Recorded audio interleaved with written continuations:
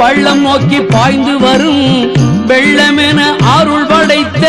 வள்ளலே நீ நினைத்தால் போதுமே இன்பம் வந்து என்னை சேர்ந்து கொள்ள தேடுமே உள்ளத்திலே நீ இருக்க உன்னை நம்பி நான் இருக்க வெள்ளிமலையான் மகனே வேலையா என் வாழ்வு வளம் காண கடைக்கண் பாரையா கடைக்கண் பாரையா